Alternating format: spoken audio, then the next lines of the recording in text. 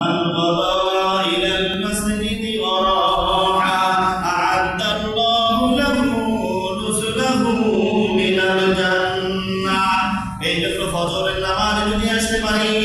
আর আসরের নামাজ যদি শরীক হইতে পারি হয়তো একটা নামাজ ইহতিমাম যদি করতে পারে নিয়মিত আসতে পারে মাগরিবে আসার তৌফিক দান করবেন কে এশায়ে আসার তৌফিক দান করবেন কে এই জন্য ফজরের নামাজ আর আসরের নামাজ আমি যদি নিয়মিত জামাতের সঙ্গে মসজিদে আসিয়া আদায় করি আর 3 ওয়াক্ত যে আছে এই 3 ওয়াক্ত আসার ব্যাপারে আমাদের সহযোগিতা করবে কে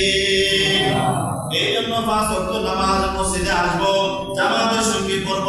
লাভ হবে কি আল্লাহর রাসূল সাল্লাল্লাহু আলাইহি ওয়াসাল্লাম বলেন মাঠে ময়দানে ঘাটে আর পথে বাড়িতে তুমি যদি নামাজ পড়তা একাই নামাজ